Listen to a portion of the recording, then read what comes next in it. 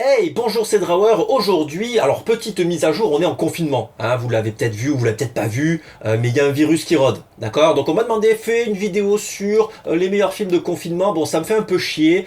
Tu tapes sur internet film de confinement ou film à regarder à huis clos. Bon, je te le fais, je te le fais rapidement. Ok. 3 films à regarder en période de confinement.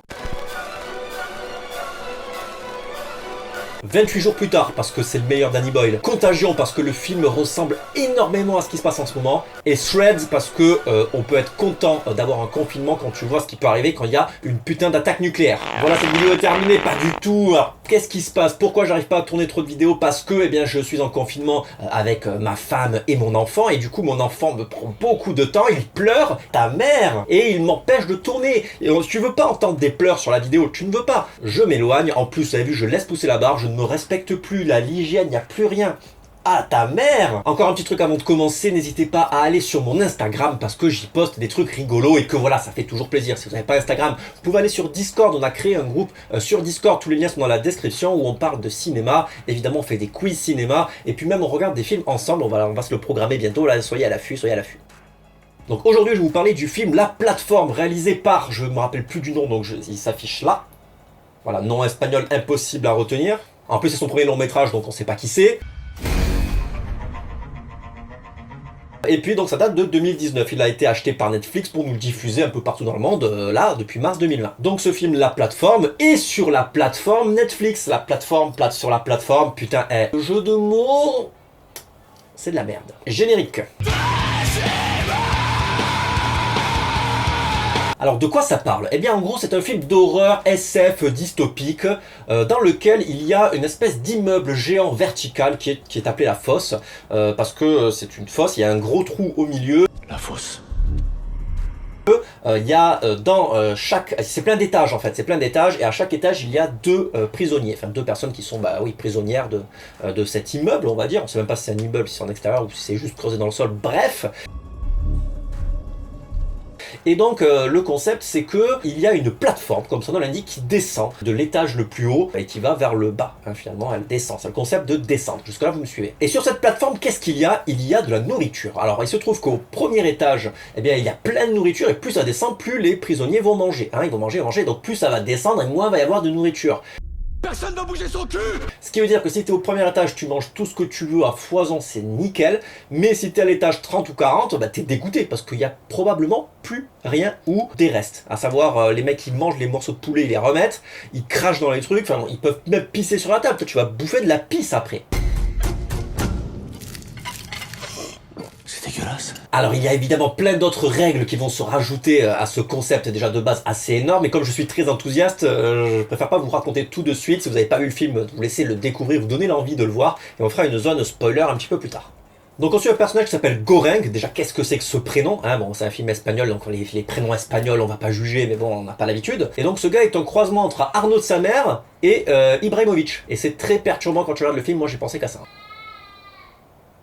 Donc Goreng arrive à son étage et il rencontre son nouveau colocataire, qui est un petit vieux pas très sympathique en tout cas, mais qui va le devenir. Ils vont se tisser des liens d'amitié et il va se passer des choses. Alors je ne veux pas vous en dévoiler, mais en tout cas sachez que le film est interdit au moins de 18 ans sur Netflix, donc ce qui veut dire que vous vous doutez que ça va partir en couille et qu'il va y avoir des effusions de sang, qu'il va y avoir des trucs gore et tout. Vous inquiétez pas. Je vous dis vous inquiétez pas, mais en vrai il n'y a pas tant de gore que ça. Il y a un petit peu de cannibalisme, des choses comme ça, rien de bien foufou. Je veux dire graphiquement c'est pas si gore que ça. La violence elle est plus morale, on va dire. Parce qu'en termes d'horreur, la nature humaine est vraiment ce qu'il y a de plus effrayant, hein, clairement, vous allez le voir dans ce film. Alors le scénario n'est pas aussi original que ça, parce qu'il ressemble étrangement à un court-métrage de Denis Villeneuve qui s'appelle The Next Floor, qui est sur internet, il faut aller le voir, où il y a des gens qui bouffent et qui descendent d'un étage. Voilà, ça ressemble quand même pas mal. Impossible aussi de ne pas penser à Cube de 1997 avec l'effet d'enfermement et puis les pièces différentes avec les pièges et machin, mais aussi à Snowpiercer parce qu'il y a ce côté on évolue dans les classes sociales. Et ce film parle beaucoup des classes sociales. Alors évidemment, même s'il y a beaucoup de références dans ce film auxquelles on est obligé de penser, il a quand même sa propre personnalité.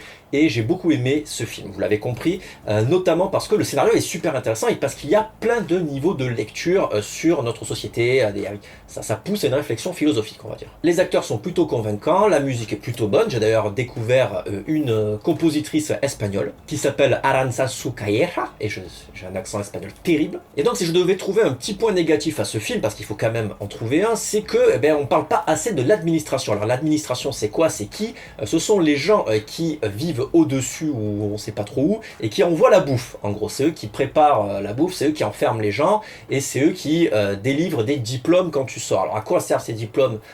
Vous saurez en regardant le film ou pas. Qui sont ces gens? Quels sont leurs buts et quel est le but vraiment de cette tour? Alors certains points sur cette tour vont être évoqués dans la zone spoiler. Donc voilà, donc mon point négatif c'est vraiment ça. Je voudrais en savoir un petit peu plus en gros. Alors ça me dérange pas en général les films qui dévoilent pas tout, mais là c'est vrai que ça aurait pu être 10 minutes de plus sur ça, ça aurait été intéressant. Par exemple dans le film Cube, on sait pas pourquoi les gens sont foutus dans le cube, ni par qui. On le sait peut-être plus tard dans les autres épisodes, mais pas dans le premier. En tout cas voilà, si vous n'avez pas vu ce film, regardez-le, parce que maintenant on va passer en zone spoiler. Attention, 5, 4, 3, 2, 1. Nique ta mère! Donc cette administration dont je vous parlais est celle qui prépare la bouffe, ça je vous l'ai dit aussi, aux 333 étages que constitue cette fosse. Le problème c'est que la nourriture qui est déposée au premier étage n'arrive jamais au 333e étage, parce que les gens se ruent dessus et bouffent comme des gorées, ils ne laissent rien aux autres, c'est vraiment des gros égoïstes, hein, finalement, chacun profite de son étage comme il faut. Enfin, comme il faut pas, pour le coup. Ah!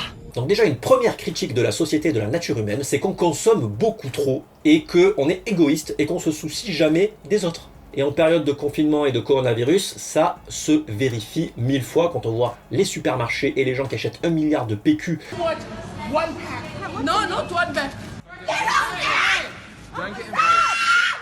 Ou qui achètent des pâtes à outrance, du riz et tout, alors qu'on pourrait consommer normalement et qu'il n'y a plus rien du coup dans les stocks pour les vieux ou pour nous, quand tu vas faire les courses, il n'y a plus rien, quoi, s'il te plaît, bande de cons. Donc cette fosse est une sorte d'ascenseur social où plus on va vers le bas, moins on a d'argent, et plus on va vers le haut, plus on en a en fait. Et quand on est en haut, on ne regarde pas en bas. Alors quand on est en bas, on envie le haut. Mais une fois qu'on est en haut, on ne regarde plus en bas et on ne se souvient plus par où on est passé. Alors que chaque mois, les co-détenus, enfin les détenus changent d'étage. Ça veut dire que si tu te retrouves à l'étage 300 pendant le premier mois, tu vas en chier. Et tu peux te retrouver à l'étage numéro 5 et du coup tu vas manger comme un porc parce que quand tu étais le mois dernier à l'étage d'avant, tu avais la dalle, clairement. Donc c'est normal de manger plus, enfin c'est normal entre guillemets, mais après, voilà, il faut arriver à se rationner. Et au bout d'un moment, ils essayent de rationner et ils n'y arrivent clairement pas. D'ailleurs, il y a une scène super marrante où elle lui dit s'il vous plaît, rationnez-vous, messieurs. L'autre il arrive et écoutez, si vous vous rationnez pas, je vous chie toute la journée dans vos plats. Et là ils font ok.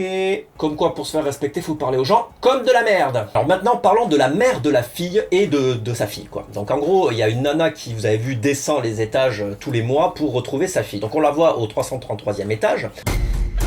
Et elle est nickel, elle est toute propre, on sent qu'elle a nourri, qu'elle n'a pas spécialement la dalle, elle est super mimi, tout va bien.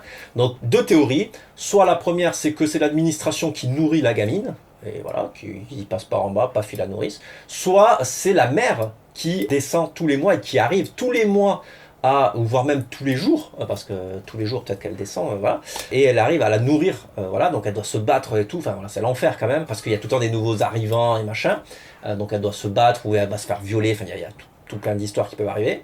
Donc voilà, donc je ne sais pas quelle est la bonne solution. Moi, mon point de vue personnel, c'est qu'elle y arrive tous les mois à aller la nourrir et que c'est pour ça qu'elle a des balafres et tout, qu'elle est super badass en fait. Mais la théorie de l'administration qui la nourrit marche aussi pas mal, quoi. Donc cette gamine est seule au 333e étage, parce que si elle avait quelqu'un avec elle, clairement, ça se passerait mal. Donc à mon avis, peut-être que c'est voulu que ce soit l'espèce de bonus stage, le boss de fin de niveau qu'il faut que quelqu'un sauve en gros, et c'est le message. Ce n'est pas la panna cotta le message.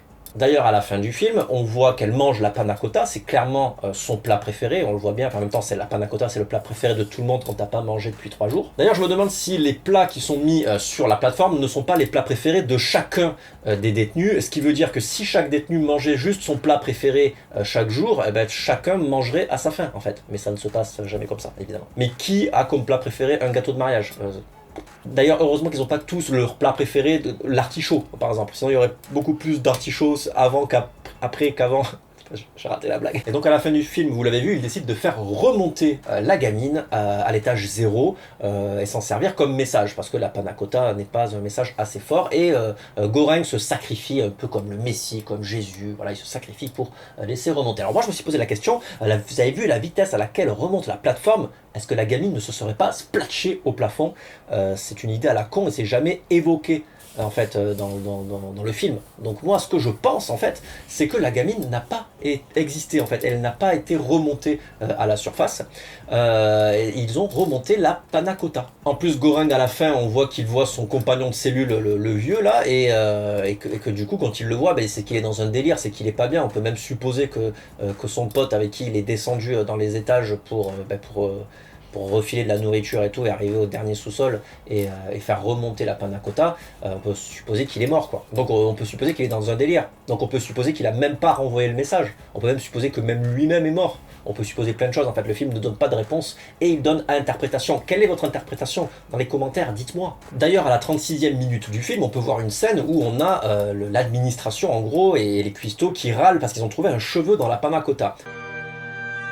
Bon, là, ils sont en train de voir que le cheveu appartiendrait peut-être à un cuistot, mais imaginons que Goreng ait renvoyé la panna cotta voilà, en ayant perdu un cheveu dessus, ça pourrait être une espèce de flash-forward du film pour se dire, putain, en fait, la fin, c'était ça. Parce qu'on voit la gamine manger la panna cotta, mais c'est pas sûr qu'elle ait mangé, parce que c'était peut-être un délire, quoi. On sait pas trop. Autre truc qui est marrant, c'est que chaque détenu peut amener l'objet de son choix dans la fosse, et Goreng, lui, a pris le livre de Don Quichotte.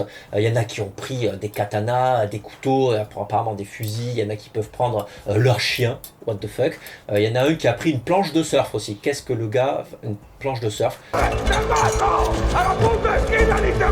Ou un mannequin, enfin un mannequin, genre un mannequin pour mettre des habits dessus. Le mec il a cru qu'il allait arriver chez Zara, je sais pas. Et donc pourquoi avoir mis ce livre Don Quichotte? Moi je pense que c'est une espèce d'allégorie. C'est-à-dire que Goreng c'est Don Quichotte, d'ailleurs il lui ressemble et tout avec les moustaches, la barbe, il est grand et tout, et il se battrait contre des géants, enfin il croit se battre contre des géants de l'administration, en fait il se bat contre des moulins. C'est-à-dire qu'il brasse du vent, il ne se passe rien quand tu t'attaques à l'administration. Clairement l'administration vous ment, l'administration vous chie dessus et l'administration est intouchable de manière générale, enfin on peut le voir. 49.3. Puis en plus on voit que le combat contre l'administration, tu ne peux pas le mener tout seul, même si tu as ton Sancho Panza avec toi, il faut être en commun, le peuple ensemble peut vaincre l'administration, mais seul tu n'y arrives pas, c'est un combat perdu d'avance. Et d'ailleurs, notre petit truc, il le dit, il y a un personnage qui le dit, c'est que l'administration n'est pas responsable de tout. L'humain est responsable de beaucoup de choses. C'est-à-dire que voilà, si nous, en tant que citoyens, qu'êtres humains, on se chie tous dessus et qu'on n'est pas solidaire, clairement, on va arriver à rien avec ce qu'il y a au-dessus de nous. Révolution. D'ailleurs, l'administration ment. On a une personne qui est de l'administration, vous avez vu, et elle se suicide. Bah, déjà, clairement, parce qu'elle avait un cancer, qu'elle allait crever, qu'elle était dans un étage très très bas et qu'elle s'est donnée à Goreng pour qu'elle se fasse bouffer. Voilà, mais c'est aussi parce qu'elle s'est rendue compte qu'il y avait du mensonge. Elle a travaillé que pour l'administration qui lui mentait, quoi. Et c'est moche. Il y a aussi un message très très fort, c'est un détenu qui est venu avec de l'argent liquide, quoi. Il est comme ça avec son argent, tu sais, et puis à la fin il jette le liquide comme ça et on voit tout l'argent qui tombe. Je trouve que c'est une métaphore pas mal qui dit en fait que l'argent n'est pas utile dans un monde voilà, dystopique ou même utopique si tu veux, où tu n'es pas libre. Qu'est-ce que tu vas t'acheter avec cet argent? Rien. Allez, on passe au fun fact. Alors là j'ai pris quelques notes parce que bon c'est des maths et bon j'ai un bac à L. Donc en gros chaque étage fait 6 mètres. Notez. Chaque étage fait 6 mètres de haut. La fosse a 333 niveaux, soit 1998 mètres. En incluant l'étage 0 et le sous-sol final qui fait à peu près 3 étages, on peut dire que la fosse fait 2022 mètres. Bravo. Et soit presque la moitié du Mont Blanc. Alors ça c'était un petit fun fact en plus pour vous donner un visu. On va continuer dans les maths. La plateforme reste 2 minutes par étage. Si avec 333 étages, ça fait 666 minutes, bravo, soit 11 heures et 6 minutes. Et elle met à peu près 10 secondes pour descendre un étage, donc comptez 1 heure de plus. Donc il faut bien 12 heures pour descendre au total, quoi. Je vais pas vous faire... Le petit Grégory est dans un étang, si t'enlèves l'eau, toutes les 2 minutes, il y a 8 litres d'eau qui s'écoule, c'est dégueulasse, un peu comme blague. Donc comme vous avez remarqué qu'il y a 333 étages, si on multiplie par 2 le nombre de détenus, ça fait 666, qui est le chiffre du diable. Mais aussi, 333 est le numéro de l'ange dans la Bible, en gros, qui est l'ange gardien, qui est là pour transporter un message. C'est quand même bien fait, putain. C'est l'ange qui privilégie la communication comme clé de la réussite. Et là, clairement, s'il y avait eu une communication, il y aurait eu réussite. Voilà, cette vidéo est terminée, j'espère qu'elle vous aura plu. N'hésitez pas à laisser un pouce en l'air, ça aide toujours. Et puis abonnez-vous à l'Instagram comme je vous l'ai demandé cordialement. Bisous.